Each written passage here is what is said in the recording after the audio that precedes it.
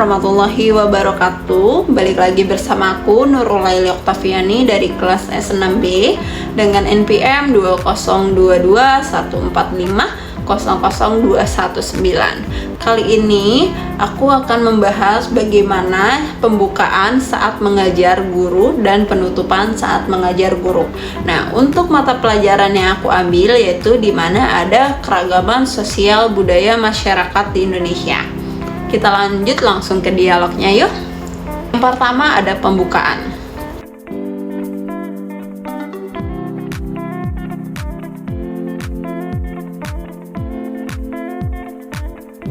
Assalamualaikum warahmatullahi wabarakatuh. Selamat pagi anak-anak.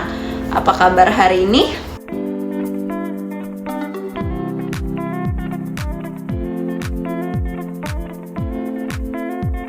Waalaikumsalam warahmatullahi wabarakatuh. Alhamdulillah baik Ibu.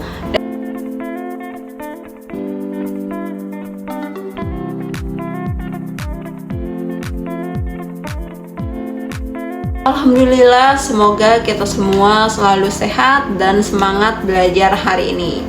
Oke, sebelum kita mulai pelajaran hari ini, coba Ibu guru tanya sedikit ya. Kemarin kita membahas tentang letak geografis di Indonesia. Ada yang masih ingat apa pengaruh terhadap kehidupan di masyarakat?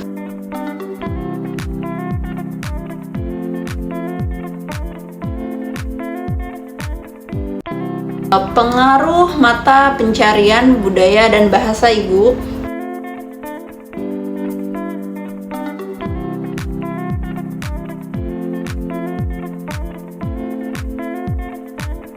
Mantap, karena Indonesia adalah negara kepulauan yang besar, maka wajar kalau masyarakatnya itu sangat beragam. Kita akan membahas hari ini tentang keragaman sosial budaya.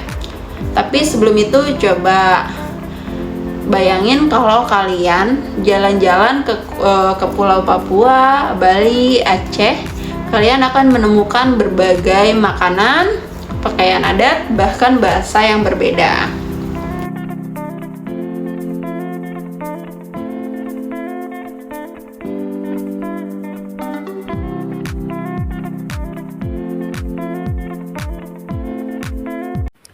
Keberagaman adalah salah satu kekuatan terbesar Indonesia.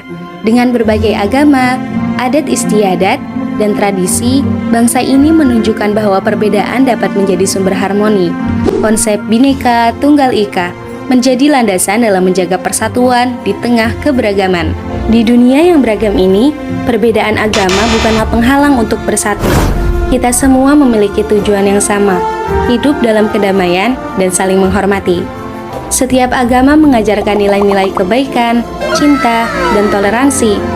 Namun realitanya, beberapa di antara kita masih ada yang menolak atau mendiskriminasi orang berdasarkan keyakinan agama mereka, melakukan tindakan kekerasan atau ancaman terhadap individu, menyebarkan ujaran kebencian, melakukan perlakuan tidak adil terhadap seseorang berdasarkan agama mereka, seperti dalam pekerjaan atau pendidikan, menghalangi orang untuk melaksanakan ibadah ataupun praktik keagamaan mereka.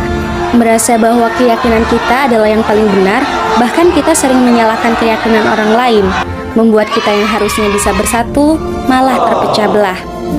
Maka, di tengah hiruk-pikuk permasalahan radikalisme ini, muncul sebuah istilah yang disebut moderasi beragama.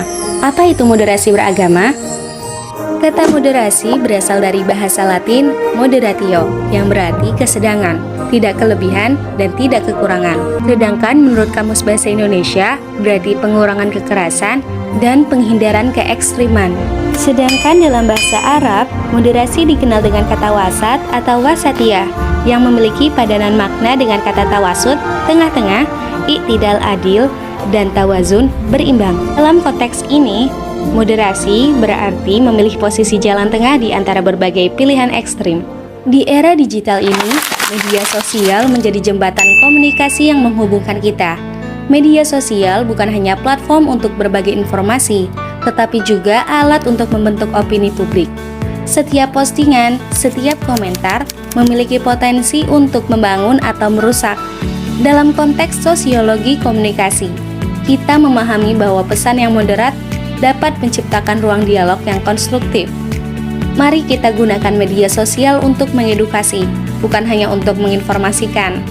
Kita bisa memanfaatkan hashtag, kampanye, dan konten kreatif untuk menanamkan nilai-nilai toleransi dan pengertian.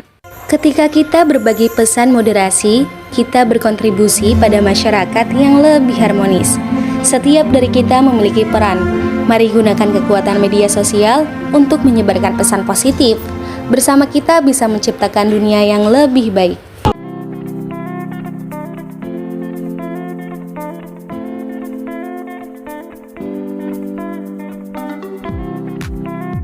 Nah, hari ini akan mempelajari bentuk-bentuk keragaman sosial budaya di Indonesia serta bagaimana kita bisa menyikapi dengan sikap yang toleransi dan saling menghargai. Keragaman sosial budaya itu mencangkup perbedaan suku bangsa, bahasa, agama, adat istiadat, dan kesenian. Contohnya ada suku Jawa menggunakan bahasa Jawa, punya upacara adat seperti selamatan. Suku Toraja juga di Sulawesi ya, ada selamatan supaya ritual pemakaman yang khas dan terkenal sampai ke luar negeri. Siapa yang tahu suku apa yang paling banyak jumlahnya di Indonesia?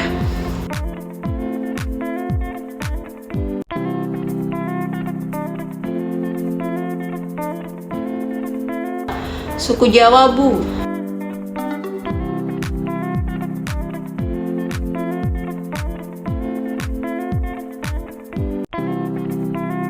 Betul, tapi jumlah tidak mempengaruhi atau tidak terlalu penting. Semua suku itu punya nilai budaya yang harus kita hargai.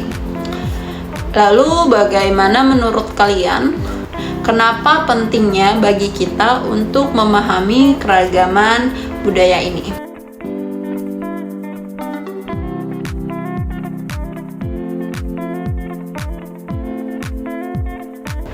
Biar tidak bertengkar, Bu, biar bisa hidup rukun.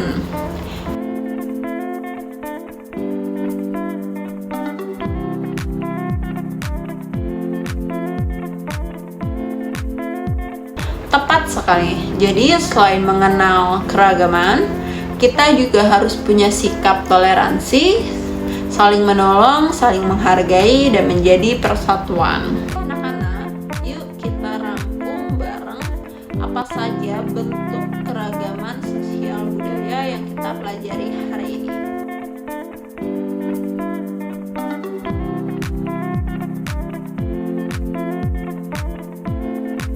Suku, bahasa, agama, adat, dan kesenian, Bu.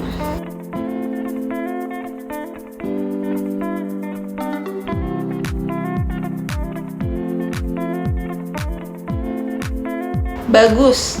Dan apa yang kita sikapi terhadap keragaman ini?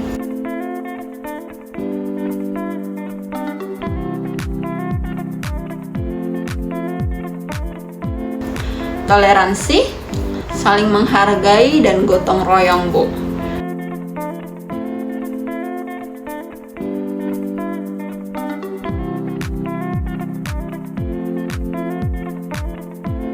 Hebat.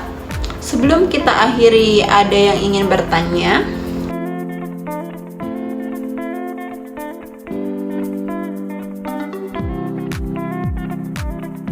Bu, kenapa ada daerah yang masih suka konflik karena perbedaan?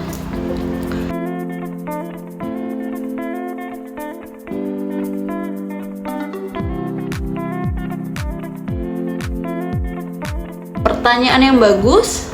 Biasanya karena kurangnya komunikasi dan saling pengertian. Tugas kita sebagai generasi muda adalah membangun harmoni dan menjaga keragaman ini. Ibu akan memberikan tugas kalian untuk besok. Tugas kalian besok di mana? Carilah salah satu contoh budaya daerah kalian. Bisa berupa tarian, upacara, atau pemakaman tradisional atau makanan tradisional. Tuliskan dan siapkan untuk presentasi selanjutnya. Sebelum Ibu menutupi pelajaran kali ini, terima kasih atas perhatiannya, dan untuk kalian semoga pelajaran hari ini bermanfaat. Sampai jumpa besok. Wassalamualaikum warahmatullahi wabarakatuh.